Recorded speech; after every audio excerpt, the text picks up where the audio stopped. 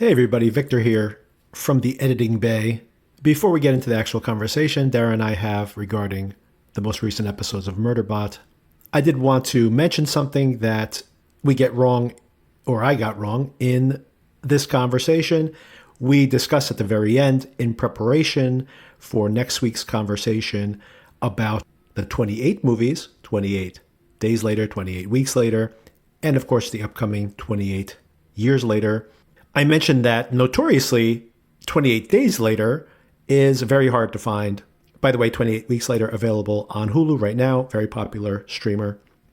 And at one point it was not available digitally at all. You had to watch a DVD and there were no DVDs for sale. It was only legacy DVDs. Anyway, this was one of those notoriously popular films that was very hard to find. In my research post-conversation, I discovered a couple things. First of all, this film was released digitally finally at the end of 2024, so you can rent it or buy it digitally right now. But more importantly, just within the past day or two, someone smartly decided to buy the rights to the film and release it on a streamer. So at least in the US, it is available on Pluto TV, which is free to everybody, but you have to watch ads. I'm not sure if Pluto has it everywhere around the world, but do check other fast streamers. I assume there will be similar streaming opportunities in those bigger territories. Anyway, so we've been wanting to watch that film in quite some time and we're not aware it's available digitally. It is indeed available to stream on Pluto and of course to rent via Apple, Amazon, Vudu, and whatever digital platform you happen to purchase your movies through. All right, let's get into that conversation.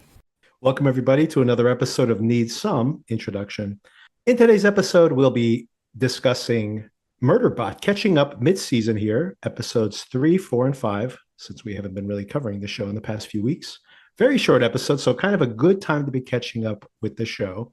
Let me introduce myself. I'm Victor, your host, and joining me again for this conversation is Darren. G'day, Victor. And also in our conversation, Darren, if you had a chance to see this, either way, I'll discuss it here on the podcast. The new Hulu original movie. I thought this was going to be a mini-series, actually a movie, an anime Predator film. I watched it last night. Nice. Predator, Killer of Killers. Mm-hmm. And it is actually, the reason I was confused that it would be a series was because it had promoted itself as an anthology, and it indeed is an anthology, a very evenly timed episode, so it could have actually been chopped up into vignettes or even to like mini episodes, kind of like MurderBot has been chopped up. But this was always intended as a movie, not released in theaters. But for anybody who isn't familiar with this, by the way, Dan Trachtenberg, former podcaster, and now little by little building up quite a resume of science fiction films, and really an adept director, has now directed Prey, which went directly to Hulu during the pandemic, and now this follow-up movie. But his next film, Predator Badlands, which is coming out this Christmas, is indeed going to be a theatrical release. So something to look forward to later this year. Before we get to all of that, Darren, I did have an email we had requested last week in our wrap-up of our coverage of Mobland. If anyone wanted to email us, appreciating the show a little bit more than we did. And we did get an email. Great. And I am trying to pull it up. And there's still no news whether Mobland's got a season 2. It feels like no announcement. Season finishes, then you know everyone's watching it. It feels like that's got attention, and it's a good time to announce the next season, but not yet. Yeah, I'm really surprised by that, to be honest. Paramount has an overall deal with the Butterworth brothers, who already did The Agency, which had a huge premiere. And that show seemed to fade, but they are definitely committed to doing more seasons of those. As a matter of fact, during the upfronts, Michael Fassbender and most of the cast were on stage and were discussing not shooting season 2, although they were about to start shooting season 2, but the scripts for season 2. So they were well in pre-production for season 2. And this was just as season 1 was wrapping up. So you have that deal. And then, of course, their second overall deal with the same producer brings a hugely successful. The first week was, I think, Paramount's biggest streaming week ever for the first episode of Mobland. And according to the companies that track the viewership, the streaming for streaming shows, it has been a very successful show. It's always in the top five, and every week, by the way, the last few weeks I've been tracking those ratings. It's been increasing like by 5%. I think in the finale week it jumped like 20%. So to your point, usually when a show is building momentum like that, like for example, when Severance was ending season two as its ratings were climbing, even before the finale, as another way to just kind of grab a headline and generate some more interest, they announce the renewal of the subsequent season. So yeah, the fact that the show's wrapped up and apparently been very successful, and no announcement, not before the finale, not after the finale, not after they announced the ratings for the finale. I'm like, I don't know. It seems like this maybe isn't going to happen. Maybe they just can't get the talent here. These are all busy actors. Maybe they just can't get them all to be in the show together. That's curious. Yeah, well, you'd think Tom Hardy is in demand everywhere, and Yep. also Pierce Brosnan and Helen Mirren. I mean, yeah, I don't know about the rest of them. It's funny that Tom Hardy is definitely a star, even though other than the Venom films, he really hasn't had any kind of real signature blockbusters. But he definitely draws a crowd. And I think the proof is in the pudding in the fact of the Havoc movie, which I know you just saw recently. But Oof. the ratings, first of all, it's like the Netflix publishes their ratings every single week. And not only has that been one of the biggest films they've ever had, but week over week, unlike a lot of other Netflix films, which fall off the charts very quickly after a big splashy debut, it's still in there like 8 weeks later. And it keeps having very steady viewership. And it's already has like over 100 million views or something. So that is definitely not only a stylish trailer for that film, which it obviously had, but I think that's definitely Tom Hardy having some star power to draw the audience. So he definitely can draw an audience. So he is the sticking point here to negotiating for another show, because honestly, you can get rid of some of these other high profile actors, but you probably can't have another show without Tom Hardy for sure. Yeah, correct. I don't know if you want to say anything about Havoc now that you've seen it. I was in it for a little bit, but I mean, just the murky CGI every time it happened, it just pulled me out of it. All the backgrounds, all the vehicles, the truck.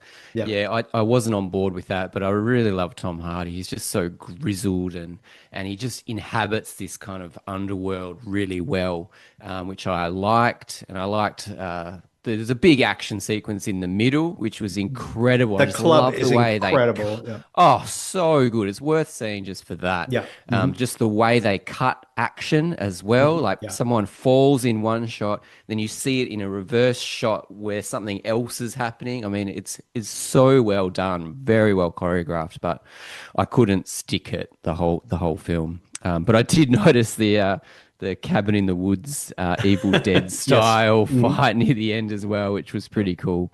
But just I really dislike that type of CGI where it's in every shot, and Mm-hmm. it Yeah. just pulls me out of it. Yeah.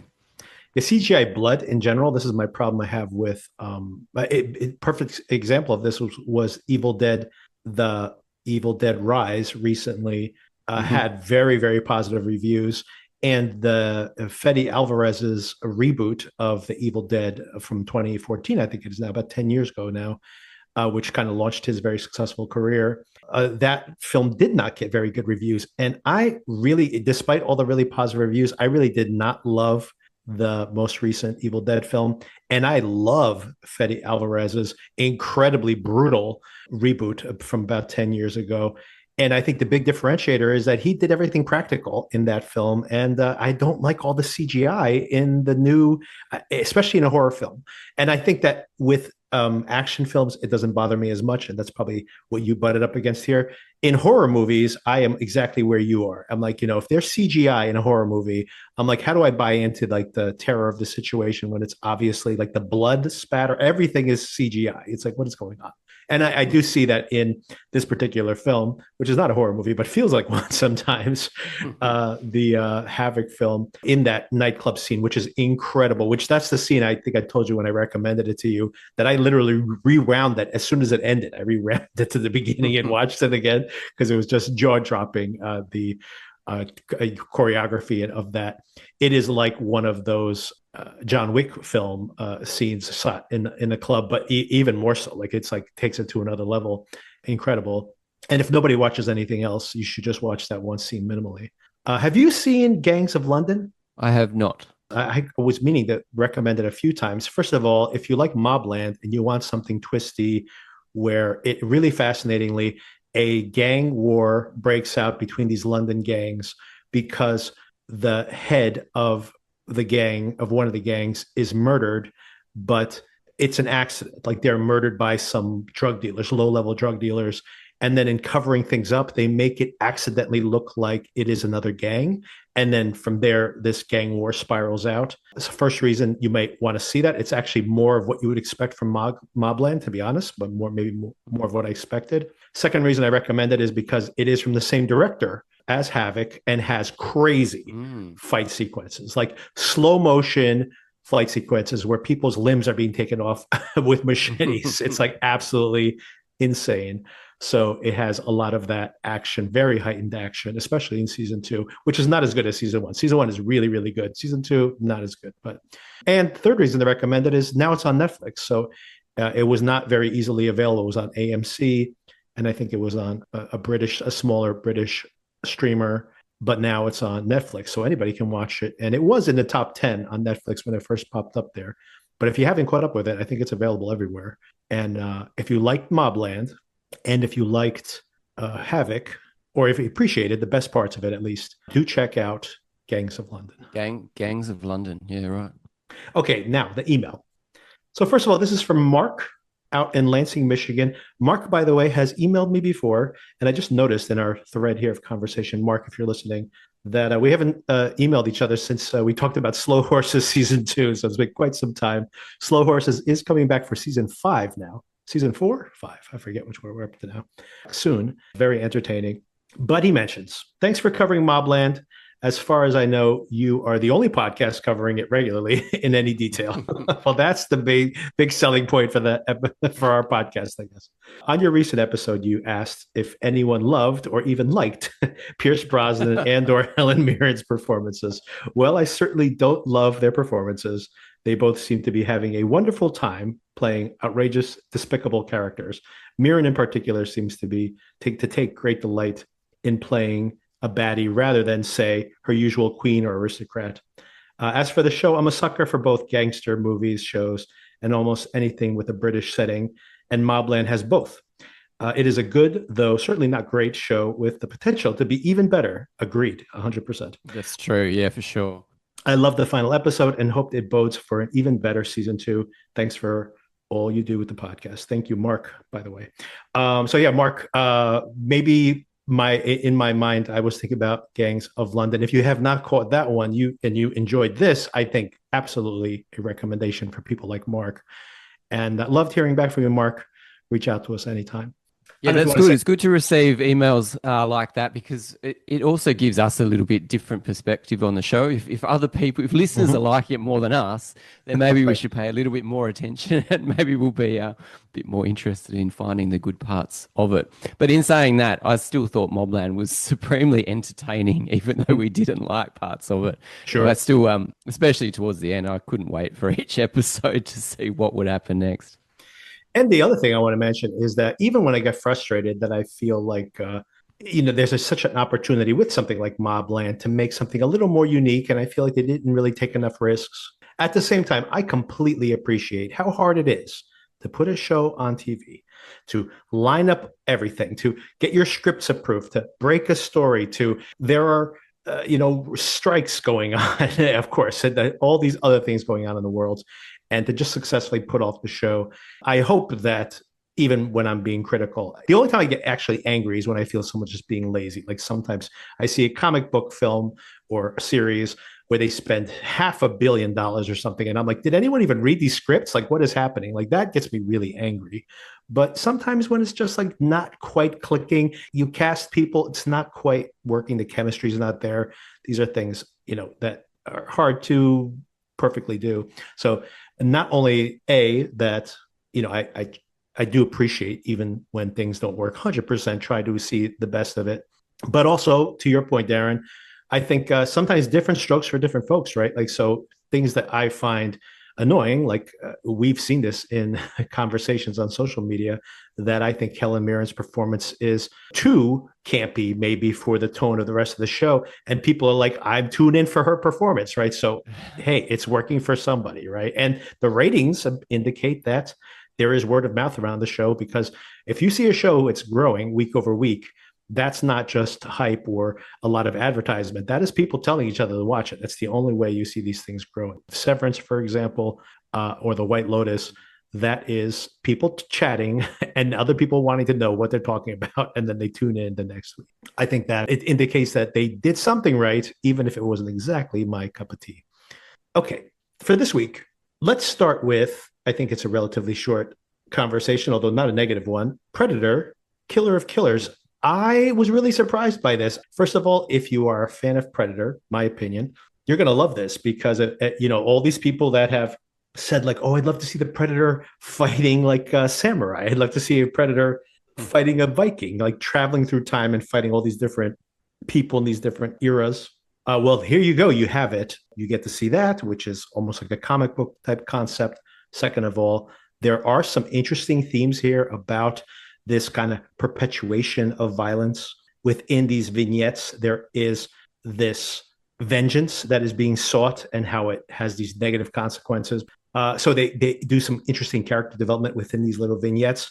And I'm not going to spoil anything here, but it actually ties it all together very interestingly at the end as well. So I really enjoyed this. The script, it's a little rough here and there, but man, the action I thought was so fantastic in this show. And the animation, very interesting as well.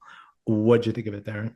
Incredible. Yeah, I was a little bit put off at the animation at the very start. I wasn't Yeah. sure what Yeah. kind of style they were going for. But the first story was so good. Loved it. Loved the characters. Absolute badass characters that they brought into this show. And then I think my favorite was the second. Yeah. Same. Are they episodes? The second kind of chapter in the story where it is a samurai fight, and it's almost no dialogue throughout the whole Yep. of that half-hour episode. Absolutely loved it. Yeah, fascinating. I love Predator. The first Predator was probably one of my favorite films as a kid. I think it was the first real violent movie that my parents let me see, and I convinced them somehow to let me see it. So I've got a long history with this character, and it's really good to see someone do something really good with it, like with Prey, which I was a massive fan of. Now, before that, I think there was a remake, Predator or Predators or something. I quite There's so don't quite many. understand. Yeah, I mean, maybe you can do a big retrospective like you did with Alien. I'm not sure if you're as Yeah. interested in the character, because it goes through so many different styles and different directors and different people having a say. This person, Dan Trachtenberg, I think Yes. he's got a big say in it, and it's really cool to They've see what given him he's the doing with franchise. it. Yeah, they've given him the franchise, which is amazing. How do you get that? That's incredible. I mean, what has he done before to get the keys to this? Well, he's got a really interesting story. He was a podcaster years ago trying to break into the industry. Remember that video game Portal where you could like shoot portals and then jump through them? I don't know if you remember this game. It was like a platformer basically that you could play, and it was just so easily available. You could just play it in your browser as well. Just as a proof of concept, he made a portal. You could probably watch this on YouTube. It's very short, but it's like a portal as if you are the person jumping through from one area to the other in this portal, video game, basically inside the video game. Then for years after that, there was interest in getting something off the ground with him. He never got anything produced, nothing. And then he eventually, I mean, this was probably like 7 or 8 years where he had nothing produced at all. And then he made, what's the J.J. Abrams anthology movies with the giant aliens? Cloverfield. He made Oh yeah. Cloverfield Lane. I haven't seen it. Okay, saw the Oh, you've original never seen Cloverfield. that? Oh, Yeah, you really no. should. You should watch that. It's really good and really surprising. The script is by Damien Chazelle before he did Whiplash, by the Oh, way. amazing. Yeah. Yeah, it's really interesting, and it has Mary Lisbon Oh, with. yep. You should check this It's out. First of all, I don't want to even spoil that movie for you. You should check it out. It is a psychological thriller. she is inside of a bunker with one of these bunker preppers who's played by John Goodman, playing this very kindly dad character, but maybe in a crazy rapist, possibly as well. Like this very interesting, like you don't know how to read this character at any time. Like, is he supposed to be helping her, hurting her? And he's just like, you can't go outside. There's been an alien invasion. And she's like, do I believe this is true or not? So it's all happening inside this bunker. It's really, really tense. Incredible first film for anybody to make. And this put him on the map. He then, almost immediately after that, shot an episode of Black Mirror. And then after that, years after that, actually, he finally got that Prey movie. And then that was such a huge success, ratings wise, although it wasn't released theatrically, that they basically said, here you go. Here, you have the Predator series from now on. So congratulations, Dan Trachtenberg. It was stunning that that Prey movie wasn't released in the cinema. I mean, it was one of my favorite movies of the year. I remember seeing the trailer, had no idea it was a Predator movie, and then at the end there was a little bit of a tease, and I was shocked. I was like, they're bringing it back. The characters come back. So yeah, I'm really looking forward to Badlands that's coming up. And apparently there's different styles of predators. There's different styles in this animated Killer of Killers. And I think the Badlands, I think I've seen a teaser and it's a different style. You know, the face is different. And there's so many places to go with it. It's very cool. I'm on board. Yeah, they've opened this world up and in a very intriguing way. And it's funny because they have tried this before with the Predator franchise. And I honestly think that up until now, the Predator is literally a franchise that exists because this is like the Species, a more successful version of the Species franchise, where it's like everybody likes the concept, so they keep trying to reboot it, but it's really not worked out, other than Predator 1, which of course is a classic. But I remember I saw Predator 1 in movie theaters. I was too young to see it. I think it was R-rated. I'm pretty certain it was R-rated, but I saw it multiple times in theaters. I guess my local theater did not check our IDs or anything. I guess we didn't have IDs, right? So they couldn't check it anyway. I did have a mustache at like 10, so maybe they just assumed that I was of age, or maybe they just didn't care. Either way. But I remember me and my friends going to see it, and we loved it. And we also were big fans of Arnold. We like grew up in that era where Arnold was the coolest. As much as I loved and literally saw it in theaters multiple times, I remember when Predator 2 came out and what a massive disappointment that was, because that was not very good. But we lined up to see it first day, and of course it was not as good as we expected. And then, since then they've tried to extend the franchise. They've rebooted it with Predators, which was okay. Robert Rodriguez was involved with that one. Was that the one where they were all dropped on the one planet and they had to work together and they realized that each person had a skill? Yeah, I thought that was a really cool idea. Yeah. But, it didn't quite work. Yeah. And I did not see the Predator reboot from about 5 or 6 years ago, which Shane Black did right after Iron Man 3. And I love Shane Black, but I heard such bad things about it that I just never even got around to seeing it. Maybe I will, to be a completist, like to your point, maybe I will do like a franchise retrospective.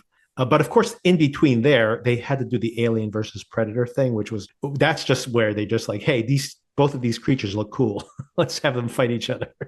And it was always on Earth, wasn't it? It's like, why did they have to fight each other on Earth with human characters? Right, exactly. I'm kind of an apologist for the first one just because like some of the stupid fights are kind of fun. The second one is a murky mess. It's just like you hate murky CGI. You know, that's when CGI wasn't even that good. That second film was an absolute disaster, and basically killed that franchise as well.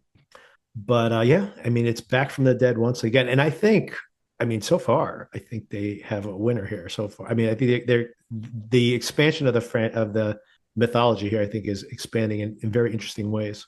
I like that there's some kind of morality to the predators as well, right? Like we already know that they only attack people who are armed. We've seen that in the previous films, but it really is like killer of killers, right? If you are the supreme killer, if you're the alpha, well, let's go head to head, right? So I really like that. And to your point, I love that second sequence where it's a very different fighting style, right? You have the Viking chapter where it's like very brutal and very bloody, but then that second one, the ninjas are all who are fighting for the legacy of that samurai armor.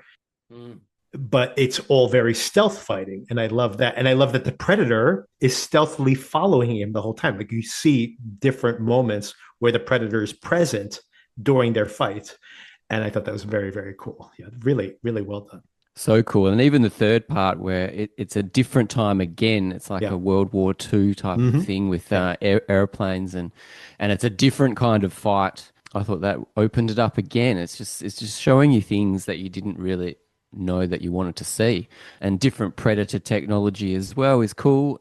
Yeah. And I don't want to spoil the last part, but yeah, Yeah, so I'm not cool. gonna. Yeah, that's the one thing I don't want to talk about is that how they tie these things together is very, very Yeah. cool. I really enjoyed this, and I think I mean sci-fi fans will definitely like this. Of course, if you're a Predator fan, I don't know if you're new to the franchise, it's going to be an entry point for anybody. But if you have even a passing, I mean, honestly, if you just like the first Predator film, if you only like the first Predator film and you really don't know anything about the franchise, you don't have to see all the other stuff. Just go right to Prey on Hulu, and then from Prey go to this anthology film, which honestly might be some connective tissue with what we're going to see in the next film as well. It's got to be, right? Because if Yeah. it's the same creator, then yeah, there's got to be elements that are going to lead into this Badlands film. Well, there's a direct connect. When once again, no spoilers here. The direct connection in this movie to Prey, right? So we'll just leave it there. Just on that animation style, it seems Oh yeah, like on the the twos, Spider-Verse. on the twos. Yeah, that's what they call it. So it creates that stuttering style, which people. It's funny. People hated that look.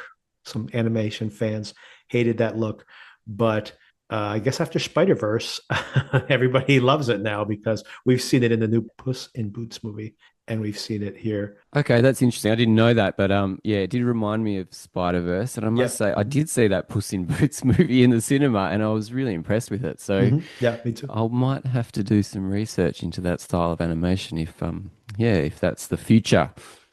Yeah, it's been in the Puss in Boots movie specifically, which is interesting. The action scenes would go into that style. It's a very interesting choice. So it would be on the ones, and then in the action scenes, it goes into on the twos, and you get that kind of stuttering effect. Yeah, I took Interesting the that young kid to see that film, and I didn't have high hopes for it, but I was like, yeah, this is sick. I took my daughter to see it, and she was knocked out, and I was like, "Yeah, it was good. You're right." Oh, I remember the thing I was going to mention. If anybody watches this movie and likes that World War II segment, it reminded me very heavily. I haven't talked about this on the podcast, but in another anthology on Netflix called Love, Death, and Robots. And in this current season, I was not that impressed. That's why I haven't brought it up again on the podcast. I wasn't that impressed with this current season, but there is an episode called How Zeke Found Religion, I think it's called. And it's a World War II mission to bomb a church in Nazi Germany. And they're apparently like raising a demon. And it turns out these guys in this bomber end up going to battle this demon. It is so good. They're literally like machine gunning at this demon, and the demon has these really crazy powers, really disturbing stuff. It is very cool. And like I said, really not a great season of that show, but do check out that one segment. I highly recommend How Zeke Found Religion. I think that's what it's called, but it Yep, it's is episode 8. It says season 4, episode 8. How yeah, Zeke got religion. excellent. So yeah, check that out if you did like this animated segment. It reminded me of it in ways. The plot's very different, but some of the stylistics and some of the battle sequences reminded me of it. All right, Darren. So MurderBot. we have not talked about Murderbot in a few weeks. When last we saw Murderbot here or discussed it here on the podcast, he was about to be snuck up on by one of these other reprogrammed, we have discovered along the way, Murderbots. The cliffhanger for episode 4 was that he had started to download that, as is the case with this group of scientists in this crew, they have some very funny slapstick battle sequences, by the way, but do help Murderbot defeat this rogue robot. And he eventually shoots himself in the chest to stop the download from going through. But they have done the honorable thing, and they rather than deprogramming him or decommissioning him or leaving him behind for scrap, they have tried to rescue him. And in this current episode, a few things have turned out. One, he is back awake again. Second of all, they've removed this malware from him. And third of all, he may have a love interest here. So here I we are, love the new mid season. character. Yeah, she's a lot of fun. I like her how she has apparently thought more than a little bit about the possible sexual abilities of these robots. She's going to be so disappointed when she sees what's underneath his pants. Well, you don't know what he's going to program himself to. Who knows when he goes back in there next time. He something happened when she gave him this peck on this week. So What did he so say? He wanted to be melted into scrap. what do you how are you liking this show so far? Is it Oh, it's so fun. I can't stand the way that they go to these cliffhangers because I yeah. just want more Murderbot. It's so short. The episodes look so expensive, but they're so fun. But yeah, I really like the new character. And she brings something different because this guild or whoever they are, they're so friendly and they talk everything through and they try to do the right thing when you really just want someone just to stuff things up a bit. Um, but yeah, it's cool. Skarsgård's killing it, but I just want Yeah. more. I just want more Murderbot, and I think the next episode is going to be the last one. Is it? No, I think there's five more. Five. I think we're only Five mid. more. Oh, brilliant. Oh, I think okay, we're mid excellent. season. No, I Okay, think good. we're just mid season. Oh, Yeah. good, good. Yeah, I thought there was only six. I was shocked. And by the way, I have finished the book. I finished the book because at one point I felt like the storyline was going so far apace of where the book went. But actually, no, it's all kind of come back into the book itself. There's a lot of additional context, like this character, this new character they've brought in. She's not in the book. There's a lot of his observations. There's a lot of stuff that they've padded out. A lot of the interpersonal scenes, like you don't see anything in the story. The novel's very short, so you don't really see anything that's not in his from his perspective. So the whole idea of like where you see their leader, their captain, and her kind of crisis of faith, and her kind of embracing her fear and going forward. And like I said, the cast really early on in the show, the remainder of the crew was even though I like the actors in general, weren't really doing anything for me. I kind of felt like they were just padding out the plot. But they've actually kind of come into their own. I really do like the guy who's trying to be more stereotypically male. He's just like, why do I feel this way? He's like kind of embracing his traditional masculinity, but he's just not good at it. He like knocked himself out this week or last week with with that gun blast, which I thought was hilarious. So it is funny to see. And by the way, going back to your idea of like what this is saying maybe about gender roles, I definitely do think there is some kind of commentary here on that as well, which is also a little interesting. Maybe a little too early to analyze it too deeply, but I do think that is something else that they're playing here. Because of course, I think one of the most interesting things about Murderbot is that he is the stoic John Wayne type on the surface, like he barely communicates with them. Meanwhile, in his own mind, he's just watching soap operas. Right? So it is an interesting duality there to his character. And I He think it's is the interesting Murderbot. that he's watching these soap operas, but there is a soap opera playing out in front of him Sure. with the throuple and with the Exactly. as these Yes. characters come Right. in, and now he's got a love interest, which is going to be comedic. So yeah, it's hilarious. And he's also, of course, the two things that are very funny, as you mentioned, that there is all this melodrama in front of him that he's not appreciating because he just wants to go back to watching his soap operas, which is artificial melodrama, which is a very funny irony, of course. And then, of course, the second aspect, despite the fact that this is just melodrama, when they're asking him earlier, like, how did you know to calm down the other crew member when, her friend was attacked by the giant creature on the. I learned it from watching the soap opera, so it's like he's learning how to act like a human from watching these cheesy soap operas as well. I like how they prove that he is trustworthy or not. David Del Dismalchian Yeah, yeah. character, Goran, when he is saying, well, he obviously is hiding his actual nefarious activities, showing that he's actually watching all these soap operas. And then they test like some obscure plot point, which he knew about. They're like, no, he's seen them all. It's still a lot of fun. But like you I said, I, s- I don't understand why this is so dragged out. Honestly, why yeah, for dragging this out? sure. I mean, give us 40-minute episodes at least, Easy. just a Right. double. Come on. But I still think there's a real allegory with like neurotypical or neurodivergent people. Absolutely. Yeah, which is I find super interesting. just because, one of my kids maybe is showing some signs of this kind of thing, or they mask when they're at school, and then when they get home, things just come out of them because Mhm. they're trying to play a role. But in Murderbot's role, you hear the internal monologue of what's going on. So you actually Exactly. hear Yeah. what he's really feeling, but he still has to play this role of sec unit. But I can't wait to find out when they find his real name or he calls himself Murderbot. I really want to see that happen. I mean, of course, there's also a mystery developing here, as to who is really responsible for this attack. It is interesting that, of course, they didn't just, he makes a really valid point where they're saying, like, oh, the company itself they sent us out here to be murdered. And he's just like, well, if I was going to murder you, I would just poison your food and make it look like an accidental death. And also, he mentions, of course, the fact that if your clients start dying on your watch, then of course it's really bad for business. So the company's not responsible for this, but somebody else is. And that person, of course, is trying to take over the sec units to kill off these scout groups. They are trying to cover their own tracks by making it look like the sec units went rogue rather than leaving their fingerprints behind. And I guess there's a question here. I mean, I don't know. Maybe this is the question I'll ask you right now. On the one hand, you can imagine this new character that maybe she is one of these double agents, but she plays it off as, I can't imagine this is a nefarious character considering her reaction to the sec unit right now.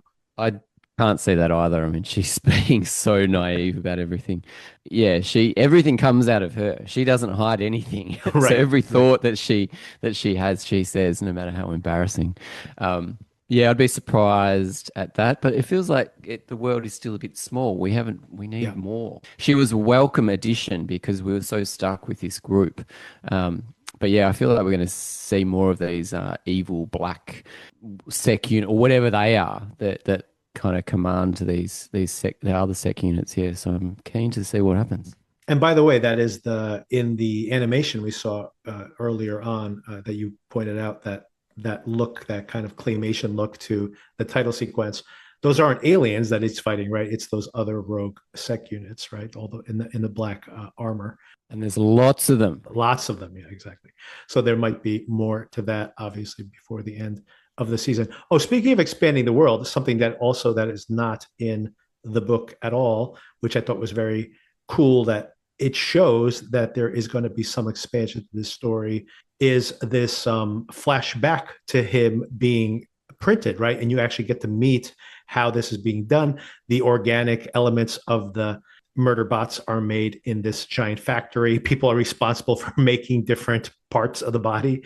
This was an interesting aspect to it, which is interesting that they're just even introducing the broader universe and how these murder bots are made, and maybe some of the politics of that. They obviously want to extend this into a multiple season show, I believe.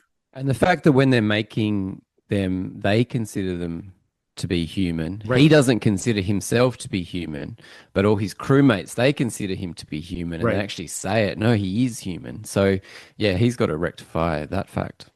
Yeah, and I mean, and Skarsgård is doing really such a beautiful job, I think, here. You see how they treat him better, and he still is looking at them. And this maybe goes back to that analogy you mentioned that is definitely being explored here, of maybe somebody on the spectrum, that they have this sense that they are outsiders and maybe intentionally not allowing themselves to interact emotionally with their characters. And then as he starts to warm to these folks, as they continuously keep calling him a person, and he's just maybe starting to believe it a little bit. So he's kind of discovering his own self. And just the way that he aggressively avoids eye contact. Yes, that's like one of every time someone's looking at him, he's looking away, which is great. So speaking of metaphors, potentially for the context of this show, you had brought up, maybe, just maybe, that this show is some kind of metaphor there for the this one white cis male who has been castrated, and how maybe that is some kind of metaphor for the status of the traditional white male in this story full of non-white and sometimes non-binary characters even. I don't know if you meant it mostly as a joke, but it did plant a seed in my mind. And I have been watching the show somewhat in that context, but it did make me think about how this show is actually dealing with some of those themes. And I have some things to say. Before I give you my thoughts on all that, did you want to clarify any of what I just laid out there? I mean, it was a bit of a joke when I said it because that was an initial feeling I got from that pilot episode. But so yeah, I do think it is quite interesting, and I think that there might be something to it. But yeah, I'm interested in what you think. It's funny. I told you off mic that I was going to do like a funny analysis, reading the series intentionally as like from like someone who one of these like right wingers who is oversensitive to all the text and doing that like as a joke as we watch the show. And I never really went in that direction, but I did start I kept thinking about it. It was nagging at me. And then I started to piece some things together in my mind, which made a more cohesive argument, which I do think is intentional and actually made me appreciate the whole project here. Martha Wells, I believe, is the author, and her whole project here with the MurderBot character. So, first of all, let me take a step back here in the fact that I think that science fiction shows, especially like the Star Trek type shows, are basically modern Westerns, right? Like the Western used to be, here we are, we're entering a harsh terrain, the dangers you'll encounter from the people you're traveling with. It asks questions about the existential questions about what will you do to survive. Of course, you have the outsiders that might be attacking, like the Native Americans, the stereotype of the angry Native Americans, of course, as these outsiders. And then you map that into all of the science fiction that came from the 50s, basically replaced the old Westerns, where, you know, you have aliens instead of Native Americans, right? And you have the same kind of questions like, you know, now we're out in space, we're running out of oxygen. Who do we have to sacrifice? Who sacrifices themselves to rescue the rest of the squad? It's the same idea. It's a new frontier. It's a science fiction frontier rather than the West or the mythological West, which, of course, I'm not trying to state anything here that the Western is realistic at all. And as a matter of fact, it reinforced a lot of really ugly stereotypes. So I'm not, that's a much broader conversation to have. I'm just talking about like the tropes of that genre mapped onto science fiction. So then I'm thinking, well, this is very much like one of those type of shows. And then, hey, the show is very much winking at that, right? His favorite soap opera is basically like an analog for Star Trek, which of course is that whole same mythology I just outlined there. I'm thinking, okay, that's clever. There you are, show. You're like saying this is a more realistic version of Star Trek. He sees the fantasy version of Star Trek. That's the one that you see on TV. He's living a much less glamorous one, to the point you made before, where he has a soap opera in front of him, and he's watching one on TV and not recognizing that there's a similarity there. It is that there's such a disparity between the reality and the fantasy that he's not even aware of that he's living in this very situation. So that's one level of the irony. But more than that, I had just recently, filling in some blind spots, seen The Man Who Shot Liberty Valance, which I'd seen many, many years ago, like in film school, but I never went back to it. But I just watched it again recently. Have you ever seen that film by the chance? No, I haven't. That is specifically about the mythology of the West. And there is a John Wayne character. The West has now become not wild anymore, right? It is like there are towns, there is a teacher, there is, you know, a hospital. These thugs come into town and start disrupting everything, but they're actually being funded by a large corporation that wants to like drive these people out so they can build their railroad. Once again, very similar metaphor to this, like who is actually pulling the strings of trying to drive these people away. But it's also very much this idea that John Wayne is this, minor spoilers for that movie, but John Wayne is simultaneously the guy who has to eventually stand up for the little guy, but there's no place in that world, this civilized world, for him anymore. Like he was the old guard. used guns to clear the land. But now that there's a community there, now that it's civilized, they don't have a use for him anymore.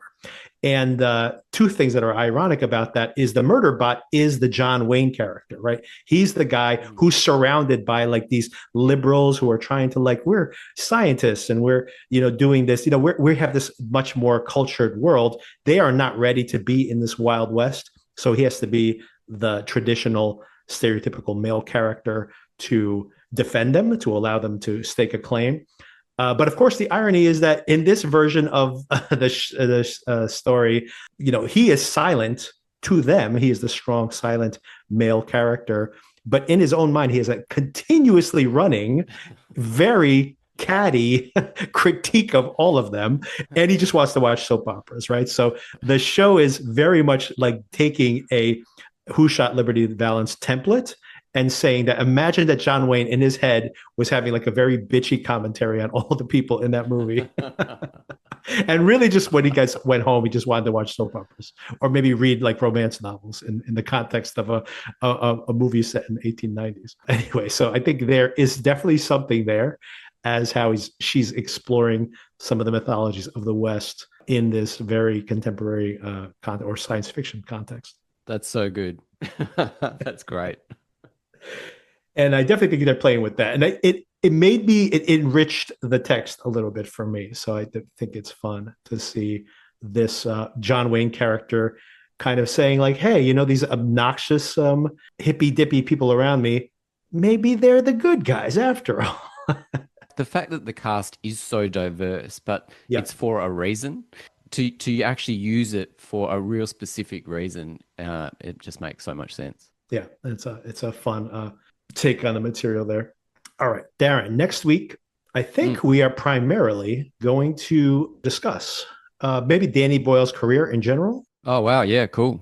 And Alex Garland, intersecting, of course, here as well. We've talked about him on the podcast here numerous times now.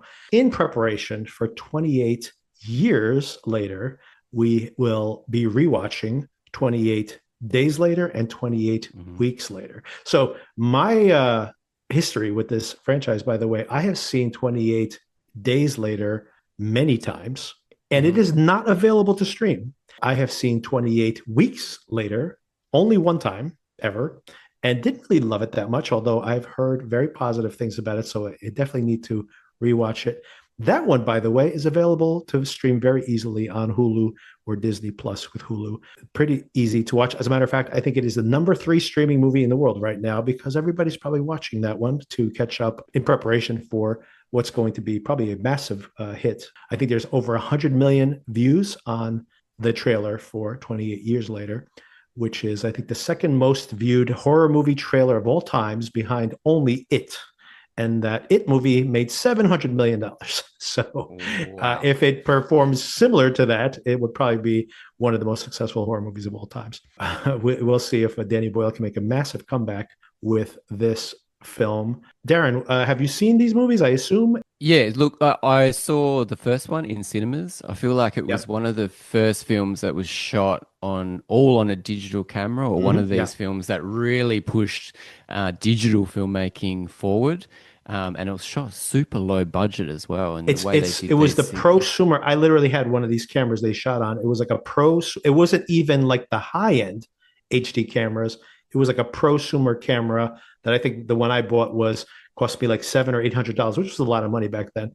But for me anyway, but $700 or $800. So they're shooting a movie like on multiple $800 cameras, and it looks pretty darn good for being shot on such low tech. Yeah, I remember it being groundbreaking, and it was fascinating to see in a cinema. The second one, like you, I think I've seen it once, but I don't remember anything about it. So Jeremy Renner's in it, Rose Byrne is in it. That's all I remember. Oh wow, okay, so didn't even remember that. So, yeah, I'll look forward to giving that a rewatch. I mean, Danny Boyle's films are always worth, even his bad films are worth watching. He's just brings so much energy to them, and they're always interesting, and they're all very different as well. So, yeah, looking forward to seeing 28 Weeks and then Years. So Years comes out next week, I'm guessing. Well, it comes out the subsequent week, so we'll be talking about we'll be talking about the first two 28 movies, and probably talking about Danny Boyle's career in general. Very interesting career. And then the subsequent week, we will be digging into a long conversation talking about the new 28 movie. It's a planned trilogy. They've already started shooting the second movie, which is coming out in like January. So that one's coming very quickly. They have no funding for the third movie. They've only had funding for the one and two, but I am pretty sure if this movie makes anywhere near the kind of money they think it's going to make, that it is not going to have any problems funding the end of the trilogy. But Garland has apparently written has completed two scripts and has a third script, which is all outlined. So they have a trilogy planned here, a conversation about the movie and how confident we feel about the storyline for the trilogy, the new trilogy. And that will be the week after that. And this Friday, by the way, Echo Valley on Echo Apple Valley, TV yes. Plus is premiering. The reviews have started coming in, by the way, Darren. And the reviews are saying that one is that this is a brilliant film with an incredible twist about the midpoint. Oof. That's some of the reviews. The other reviews are starts off as a really intense psychological thriller and then turns into a very messy, kind of over the top film by the end. So it's very interesting to see these very disparate responses. But even the negative reviews say that the film has a great villain, something I like, and that either way, even if it goes off the rails, it could still be a very entertaining watch. And I'm looking forward to that. And Son and I will be discussing that on Friday, and it premieres on Thursday night on Apple TV Plus, or your morning, Darren. So No, I've been looking forward to that. We're actually going away this weekend, so won't get a chance. Oh, maybe Sunday night. Maybe I'll get a chance to see that, but I'm looking forward to it. I've got the wife on board, so nice. yep, I yep. think it'll be a good one for to watch with the wife. Me and my wife will definitely be watching that one. All right, Darren. Thank you again, as usual, for the conversation. Thanks so much, Very Victor. much looking forward to that conversation and checking out those films. Cheers, mate. Okay, bye.